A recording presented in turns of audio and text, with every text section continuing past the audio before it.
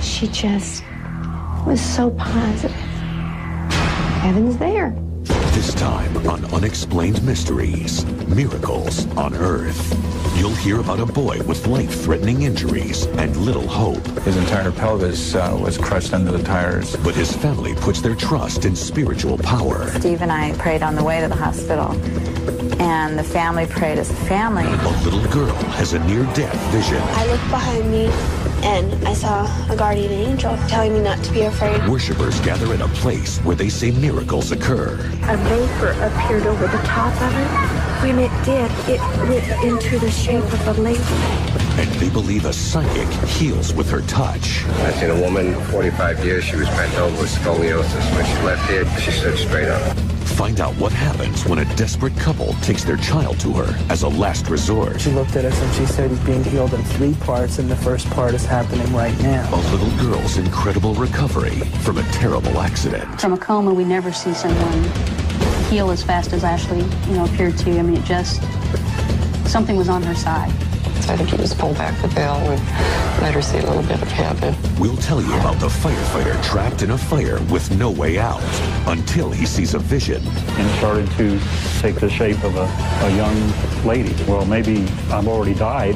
Paramedics can't revive a man who was struck by lightning. Then a mystery woman appears. What happened here on this stretch of highway was a miracle. And we'll bring it all together in the Unex Report. This is Unexplained Mysteries. Miracles on Earth. Miracles. Throughout the world, they defy the laws of nature. Is it a miracle when someone survives massive injuries? Studies show that prayer may help the healing process, even when a person is severely injured, like 6-year-old Taylor Hall.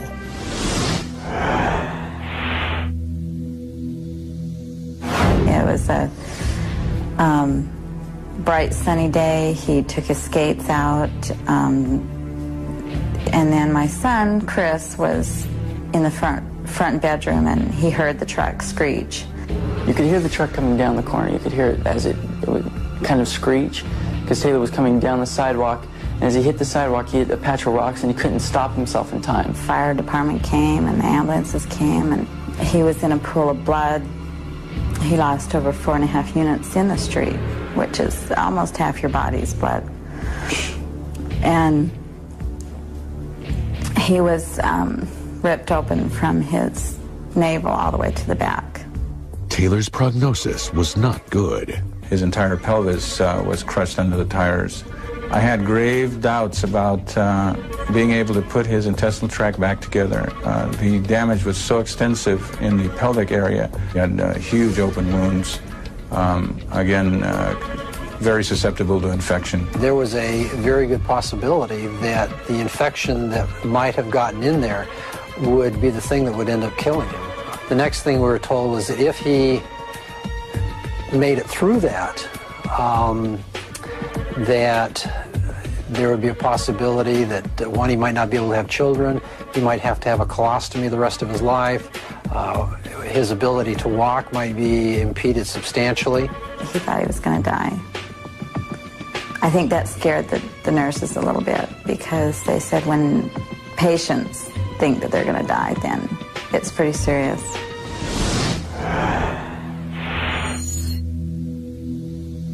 Taylor's family was encouraged by studies showing prayer may be a powerful tool for healing. There were some studies coming out showing that if you take prayer into the clinic or the hospital or the laboratory and test it pretty much like you would a new medication, you can actually show that prayer does something. Researchers put bacteria into 2 identical test tubes. Volunteers prayed for the samples in one of the test tubes. And the differences in the growth rates are quite profound, favoring those that get prayed for. At San Francisco General Hospital, a prayer experiment was conducted on actual patients. The patients who received extra prayer from our groups outside of the hospital required less diuretic therapy, less antibiotics, and had less cardiac arrest. With hope fading for conventional medicine to heal Taylor, the Halls sought an alternative. Steve and I prayed on the way to the hospital, and the family prayed as a family. It just seemed that we were all on the same level, doing the same thing for the same purpose, and we all wanted the same thing, and that was for Taylor to recover. And I'm fully convinced that was every bit as important a part as what the doctors did. And not to downplay what the doctors did, but I think it was, they both worked together. And when, after 6 days, after being ripped open, intestines all messed up, being, his back ripped open, his pelvis broken, he was walking with no cast or pins. Yeah, I think it was a miracle. I think if somebody else had got run over and nobody prayed, then he could have died. The experts are convinced of prayer's effect on Taylor's miraculous recovery. It's my opinion that prayer helped 100%. A lot of the stuff that we were able to do as doctors was relatively simple, but the healing process was a long, extensive one with major injuries. The mind has some aspect, some quality, which can reach out through space and time, as is evidenced through prayer, and make a difference. Julie is just happy to have her son back. He's fully recovered. He doesn't have anything major wrong with him. He gets headaches now and then, but everything else on his body is normal. In fact, he's above normal. He's skating again.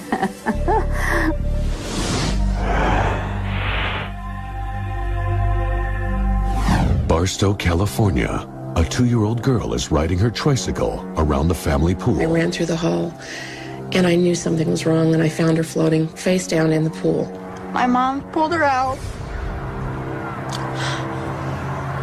and she screamed for help, and there was nothing my sister and I could do. When Ricky first presented to the emergency department, I was almost sure that she would not survive. She was lifeless. There was no life in the child whatsoever. It was such a difficult call because the parents of the child were very good friends of mine. Ricky says that during her near-death experience, she saw something otherworldly. I looked behind me and I saw a guardian angel, and she had flowing golden color hair and she was wearing a white dress. She grabbed my hand and we started to walk down the tunnel. When we got toward the end, she asked me if I wanted to go through the light with her or if I wanted to go back. And I told her that I had to go back and tell my mom where I was going. And so I remember her walking me back and telling me not to be afraid. Miraculously, Ricky made a full recovery, but what she saw while unconscious stayed with her. It was approximately a month after she had come home from the hospital, and I had taken her shopping with me. We went into a bookstore, and maybe 5 minutes into shopping, she grabbed my hand and squeezed and started screaming and yelling in the store, "Mama, Mama, that's my angel." And I didn't know what she was talking about. I looked around, and there was a poster on the wall, and it was of a guardian angel. Visions of angels are as real as any other human experience. Many doctors insist these visions are symptoms of the body shutting down near the time of death. But Morse disagrees. Children experience a spiritual light the great majority of the time during near-death experiences. It was a really fluorescent colored tunnel. It had really bright colored bricks around it, and it had a really almost blinding light at the end. It's not just some sort of reflex spasm of the optic nerve or the, dysfunctional firing of neurons in their occipital lobe. Experts of the near-death experience call it celestial vision. But are these miraculous experiences real? Do they have a purpose? When this first happened, we never went to church much. She had no knowledge of angels. Since this, she likes to spread the word that the angels are out there and it's okay. I think that it happened so I could tell other people not to be afraid of dying. Later on Unexplained Mysteries, the alleged miracles at a remote town in Venezuela. My judgment is that those apparitions are authentic and supernatural. Many of them performed by a woman whose followers claim she has psychic healing powers. She is able to see things and know things before they ever occur. The gruesome tragedy that threatened to rip a family apart. Pain, the sorrow, the hurt comes from the depth in you that you have no idea that's there. And the remarkable little girl whose survival helped them heal. Yeah, but good thing I got to stay here. I won't see my grandma or grandpa. To have a small child take your blinders off is very humbling. She just was so positive. You'll hear the story of the firefighter who was ready to die but survived. He says with the help of a vision. And I said, if you're here to take me, then I'm ready to go. I said, but if you're here to help me, I said, show me the way out, please, now. And a man hit by lightning recovers when a mysterious woman in black appears out of nowhere. Even with the rain falling, everybody was soaked. She wasn't. She was not remotely wet. And we'll sum it all up with the Unex Report. Here on Unexplained Mysteries, Miracles on Earth.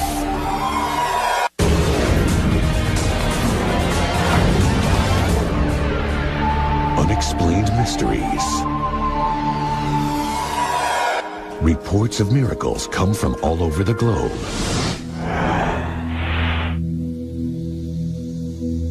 In Venezuela, there is a place called Betania, where thousands flock to experience miracles. People describe Betania as magical. Sometimes you will see balls form, colored balls, and they might be blue ones, they might be rose. This blue butterfly felt this big whoosh between our heads. Came right between both our of our heads cheeks and brushed our cheeks and went right and up to the ceiling of the chapel. And the people went nuts. And as I watched them, like a vapor appeared over the top of it. And when it did, it went into the shape of a lady. Eyewitnesses say they've seen incidents of extraordinary healing. I seen a woman was on the same pilgrimage as me for 45 years. She was bent over with scoliosis. When she left here, she stood straight up. This wall contains the records of the healings at Betania. After over 500 interviews, the Catholic Church endorsed Betania as an apparition site. My judgment is that those apparitions are authentic and supernatural. This is Maria Esperanza. She was the first to find the healing power of the Betania waterfall. And now some call her the greatest mystic in the world. Her followers are convinced her hands have the power to heal. I was blessed to get in front of her, and when we locked eyes, I went down on the ground. I got up, I took my cane at the tour guide, jumped off the porch, ran up this hill to the chapel, grabbed my luggage, ran up another hill to the bus. Esperanza says she can see into the future. When you meet her, she knows everything about you, the present, the past, and the future. She is able to see things and know things before they ever occur. People desperate to ease their suffering seek out Esperanza and the healing waters of Betania. Ryan Hulick was born with a debilitating spinal condition. The only thing I knew about spina bifida was that it was devastating. Never seen anything like it before, and I really didn't understand what I was looking at. This diagnosis of spina bifida is something that involves the brain, it involves the spinal cord, and because it involves your nervous system, it involves anything from the head down. Doctors felt that Ryan's condition would not improve. I sort of felt like I had a baby with a time bomb. So I didn't sleep well. I was always listening for him to see is this going to be the night? So Patricia and Casey met with Maria Esperanza on one of her frequent visits to America. She finished speaking with the family, and she just turned around and walked right up to us. And she says through the interpreter, "Here, this is the place." And she's touching her lower. We had never given her any details about this child or the condition. But somehow Esperanza knew all about Ryan's disability. She looked at us and she said he's being healed in 3 parts, and the first part is happening right now. On a subsequent visit, Esperanza met Ryan. She turned right around and she took Ryan out of my arms and sat right down. And on the video you can see her hand going right down over where the shunt and down along the shunt line at his little chest, and then on the spine and the back and the whole thing. According to the Hulicks, Ryan's condition immediately improved. Doctors treating him could not believe this was the same child. The neurologist came in And he was doing his exam and writing down his comments and so forth, and he got up and got his colleague because he wanted to check and make sure it was the right kid and the right records and the right everything because it was so dramatic. Soon afterwards, the Hulicks took Ryan to Betania for phase 3 of his treatment. Suddenly Ryan woke up and he was screaming like a very, very strong cry, as if he were in pain. And she said, he's crying because that which was apart has just come together. She said, this is the third part. He's going to begin to become completely healed. On that bus ride back from Caracas after he received the third part, we noticed an immediate dramatic change in Ryan. He was so strong and just trying to get up and to move and just so bouncy. When they got back to the U.S., Ryan could walk. The neurosurgeon who first diagnosed Ryan was stunned. I think he's excelled in some ways beyond what his objective analyses, such as pictures, x-rays, CAT scans, MRIs, might have led us to think he could do. Ryan's surprising recovery has convinced Dr. Rifkinson of the spiritual aspects of healing. The art of medicine 100 years ago was holistic, and that was we didn't have the technology and the capability to correct anatomical abnormalities that we do now. We forgot about faith, and we forgot about hope and positive thinking. Coming up on Unexplained Mysteries, miracles, and the people who have experienced them. A girl says she got a glimpse of heaven while in a coma. In heaven, it's bright like that, and it's so bright that the sun was shining on it, and there's never any dark. I saw my mom, and I saw the man. Raised her little eyes up as far as she could, and she said, they went that way. They went up. A mystifying vision in a burning building saves a firefighter's life. And I knew then that this was totally a true incident that happened to me. It's time to thank somebody. We'll tell you about the lightning bolt that left a man dead. When I got there and saw this man, where the lightning struck, it was actually smoldering. Until an unidentified woman brought him back to life. That's when I said, let her do what she has to do. Without even thinking about it, the words just came out of my mouth. And we'll give you the ultimate revealing with the Unex Report. Stay tuned for more Unexplained Mysteries. Unexplained Mysteries. Miracles on Earth. Sometimes out of a terrible tragedy can come an amazing miracle.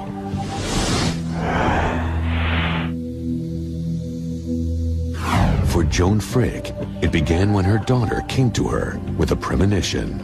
Cheryl was in my living room telling me that she didn't know what it was, but she knew that her and Daniel were going to die. One April afternoon, Cheryl's deadly prediction came true. She was driving with her 2 kids, 11-month-old Daniel and 5-year-old Ashley. Without warning, a drunk driver crashed into them head-on. 7 people died as a result of the crash, including Cheryl and Daniel. Cheryl's parents found out later that day. Well, we made a few phone calls and the lines were busy. We got nothing but busy signal. And about that time, we noticed that headlights were coming down our driveway. And it was our deacon that came and broke the news to us. It was 20 minutes before Ashley could be pulled from the wreckage. She had survived. Her left leg was crushed. Part of her lungs collapsed, and injuries to her brain were extensive. Ashley slipped into a coma. The pain, the sorrow, the hurt comes from a depth in you that you have no idea it's there. It totally rips you apart. 2 weeks later, on Easter Sunday, Ashley miraculously woke up from her coma. Dr. Hellickson from University Hospital called. Ashley's out of the coma. So we went in the room and Ashley says, "Hi, Grandma, hi, cramps." Her recovery was miraculous because she could not only speak, recognized people, but she could also drink and eat, and she really was a miracle. And the Fricks quickly discovered that Ashley coming out of her coma wasn't the only blessing. While we were talking to her, Ashley was faced towards us, and then she looked away from us and looked up the ceiling, And her voice was very weak and shallow, and I couldn't hear everything she was saying. But she said, Daniel, Daniel, Mom. And she carried on a conversation with him and smiled and would nod her head. But when she raised her hand and went like this, and she spoke up loud enough to hear, and she was saying, goodbye, Mom, I love you. Bye, Daniel, I love you. And then turned back to us, pointed up to the ceiling, and she says, can you see the hole? Can you see them? Can you see them? And she kept repeating that, can you see them? Can you see the hole? Was Ashley really able to see her mother and brother?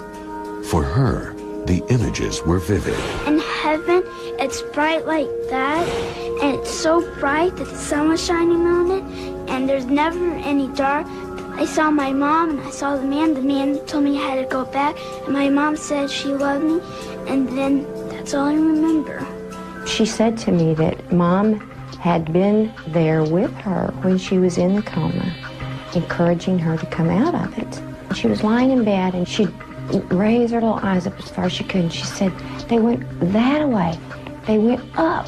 And I was going with them, and I stopped and said, you can't go.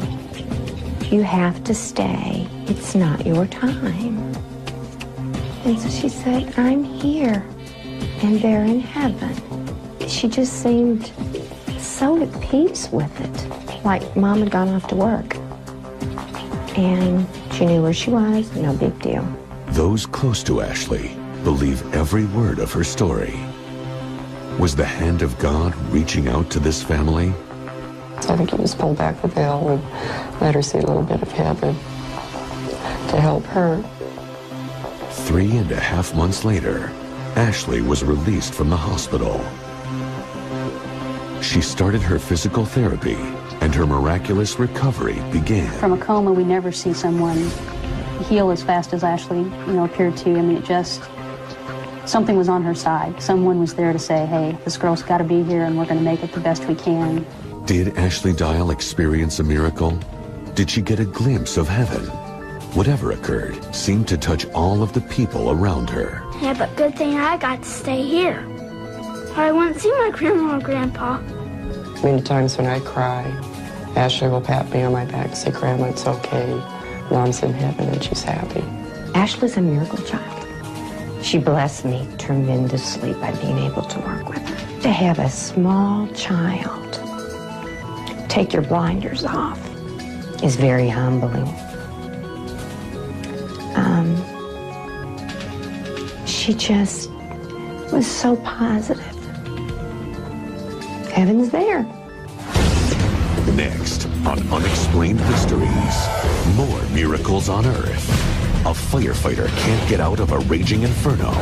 Then a vision shows the way. When I got to the point where she had pointed, I felt nothing but wall.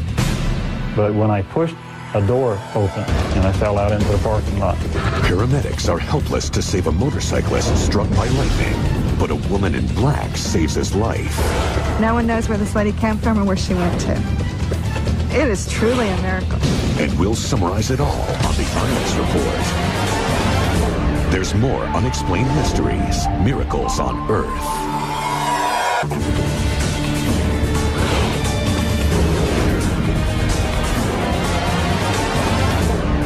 Unexplained Mysteries, Miracles on Earth. Miracles are often reported by people who willingly put their lives in danger. A firefighter trapped near death. He believes a miracle saved his life.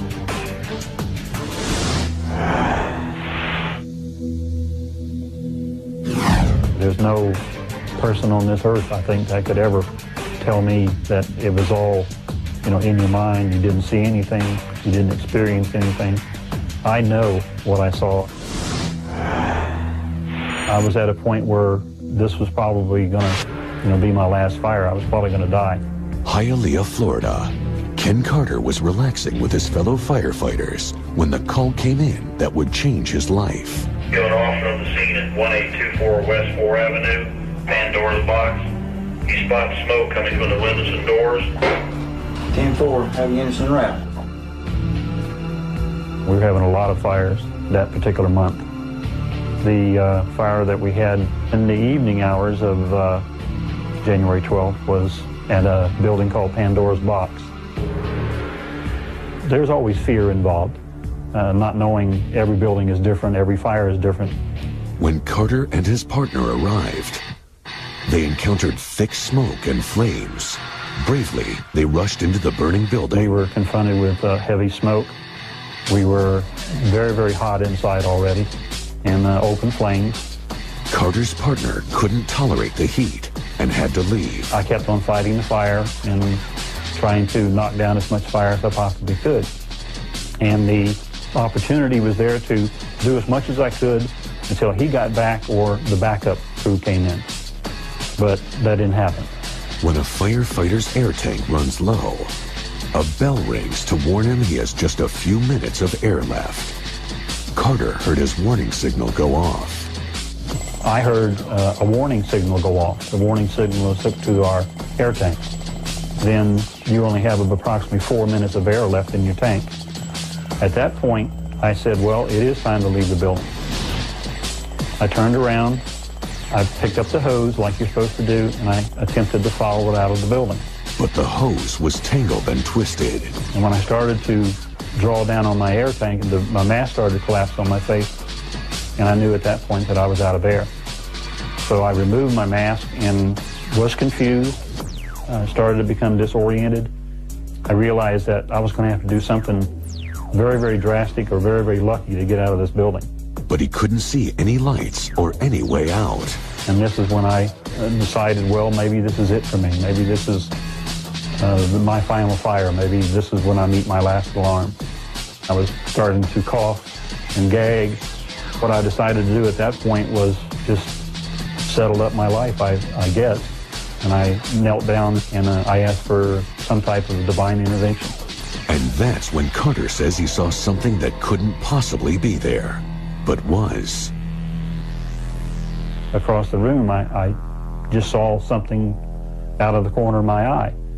It was like a blue light, a light blue light. It grew larger and it started to take the shape of a young lady and bathed in still the blue light.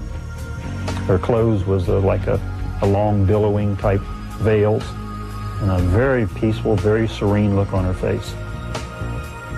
Of course, I was startled and thinking, well, maybe I've already died, and this is the after-death experience that people have explained to me over the years that they've gone through, and it's time for me to offer myself up. Carter prepared himself to die. And at that point, I looked her right in the face and I said, if you're here to take me, then I'm ready to go. I said, but if you're here to help me, I said, show me the way out, please, now. And at that point, I mean, she never changed her expression or anything on her face, but she did lift her arm. I got up off my knees and went the way she had pointed. I had no idea where I was headed. When I got to the point where she had pointed, I felt nothing but wall. But when I pushed on this section where I was standing, a door opened and I fell out into the parking lot. After the fire was out, Carter returned to the scene of the apparition. He found a post in the middle of the room. And I walked over to the post and I said, well, this is what I had to see, with blue lights on it. And, still trying to, I think, deny a little bit, this whole incident. Then, for some reason, Carter took off his glove. I don't know why, because everything inside of this building was still extremely hot. But when I touched the post was cold. And as I touched the post, like a blue tinge started to encircle my hand. And I knew then that this was just totally a true incident that happened to me. And this is when I really decided it's time to thank somebody. Angel researcher Alma Daniel feels that Carter's story is extremely similar to those told by others who have encountered angels. An angel cannot interfere with your free will or your destiny, but if it is not your time to go, the angel will definitely guide you through whatever situation, whatever traumatic moment that you are in, whatever danger you may be in, will make sure that you get out. Carter's fellow firemen wondered how he survived. Many firefighters insist angels have helped them. You know, you go out on every call, and after it's over, you kind of stand back and you look and say, well, you know, how did we come through this in one piece? And in the back of your mind, you know, the whole time you got somebody looking after you. There's no doubt about it. I think we definitely have got someone looking after us. We have guardian angels out there looking after us. If you have not fulfilled your purpose on this planet, if you still have a contribution to make, the angel will be there and make sure that you get through. His life saved by a miracle in the fire, Carter now saves lives as a paramedic. It's a terrific job. You can help so many people through so many situations. Saving a life there's nothing in this world that compares to it. Nothing. And Carter's angel has left an indelible imprint on his life. And I still see her vision every now and then. I still picture her even today. I get chilled. Next on Unexplained Mysteries, a man's lifeless body lies by the side of a road. Stunned paramedics watch as a mysterious woman brings him back to life. Lady in black came in. She had a Bible in her hands. And I was in awe at this woman. And we'll give you our all-inclusive review in the Unex Report. Stick around for more Unexplained Mysteries.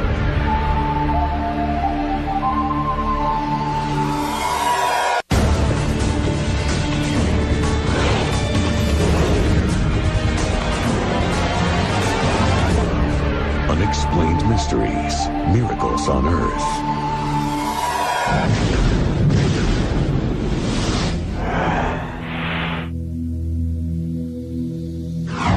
Mansfield, Ohio.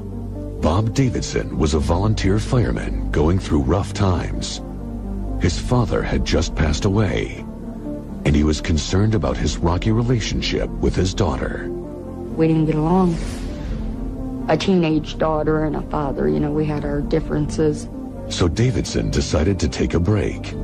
Wearing his father's watch to honor him as usual, he hopped on his motorcycle and hit the road, heading to Indianapolis to visit family. But it was raining hard. When you're doing 60 miles an hour, a raindrop feels pretty stingy on your arms when it hits. Despite their disagreements, his daughter was worried about him. Being 7 months pregnant, for months I had dreams that something happened to Dad. I had a feeling that Dad wasn't going to be there to see my baby born. Near Acton, Indiana, Davidson pulled over to get into his rain gear, unaware of the shocking twist of fate that awaited him. Maybe it was that weird stuff, you gotta be at the right place at the right time, and I was supposed to get struck by lightning. Electricity shot through his body. I mean, when we got there, the man was gray. No sign of life whatsoever. Rescue workers arrived and knew immediately that Davidson was in bad shape. They called for a helicopter, but it couldn't fly in the storm. When I got there and saw this man, where the lightning struck, it was actually smoldering. It looked like steam coming out of the wound. The bolt had welded his father's watch and ripped the boots off his feet. I think in the back of all firefighters' minds, you're saying a prayer. As they tried in vain to resuscitate Davidson, weird things started to happen. The ambulance was a practically new vehicle, had power failure. Now, I don't mean just the lights went out on the ambulance. I mean, the ambulance went completely dead. Out of the clear blue sky, a lady in black came in. She had a Bible in her hands. And I was in awe at this woman. Dressed in old-fashioned clothes, the woman wanted to touch Davidson and the ground simultaneously. That's when I said, you know, let her do what she has to do. Without even thinking about it, the words just came out of my mouth. The woman in black began to hit Davidson on the chest with the Bible. According to the paramedics, she started speaking in tongues. Even with the rain falling, everybody was soaked. She wasn't. She was not remotely wet. Suddenly, Davidson showed signs of life. She looked me right dead in the eyes and smiled. Not a word said. stood up and walked away. As quickly as she arrived, the woman in black disappeared. The paramedics kept working on Davidson. It was almost like the sky was parting back. Everything was clearing up. It's weird. His blood pressure started coming back up. They got a pulse on him. Color started coming back into him. And no one knows where this lady came from or where she went to. It is truly a miracle. But Davidson was still in critical condition. His daughter wasn't sure he'd live to see the birth of his grandchild. They didn't think he was going to make it through the first night, and then every day after that he made it, it was, you know, wow, this guy's still hanging on. While comatose, Davidson had unusual dreams and visions about his father. I can still see him sitting under this tree, and it's the most beautiful place that you've ever seen. I have never seen any place like it on this earth. And that makes you stop and think, well, was he there with him when Dad was in the coma and wasn't really there himself? I know if that's the place you go when you die, I want to go there. After 7 weeks in the coma, he regained consciousness, just in time to witness the birth of his first grandchild. I named the baby after Dad. He's named after his grandpa.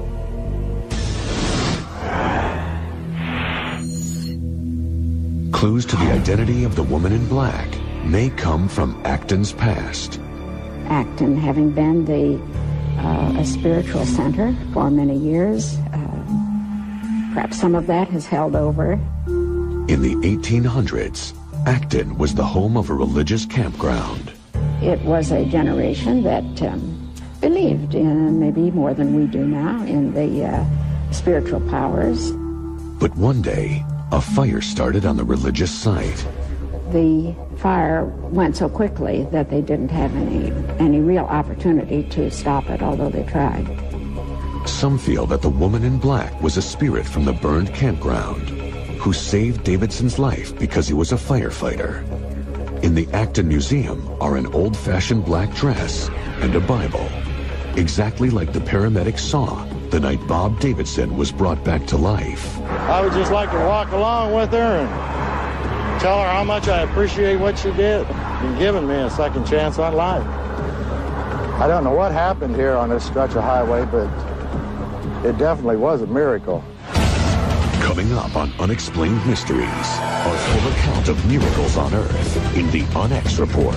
Stories from people who die and the miracles that bring them back. What happens to these people in between life and death? Are guardian angels guiding them back to Earth? Are angels actually the spirits of the dead? We'll sum it all up next in the UNX Report.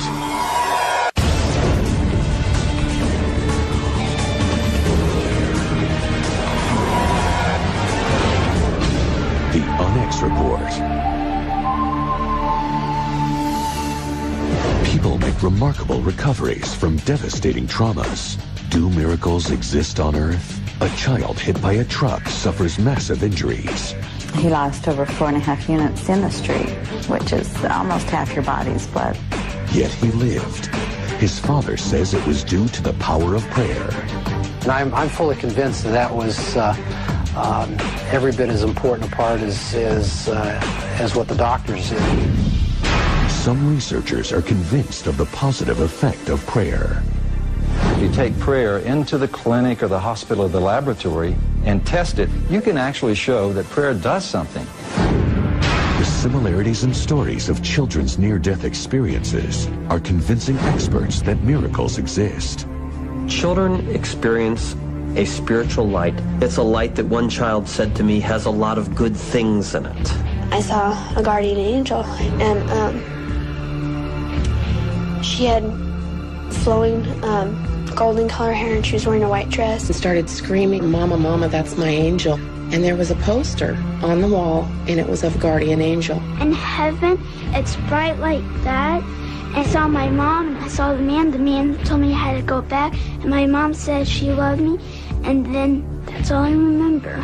And some feel it gives them a renewed purpose in life. I think that it happened so I could tell other people not to be afraid of dying. There are said to be places with miraculous healing powers, like Betania, Venezuela. I've seen a woman for 45 years. She was bent over with scoliosis. When she left here, she stood straight up. Where a psychic healer is said to cure those with grave afflictions.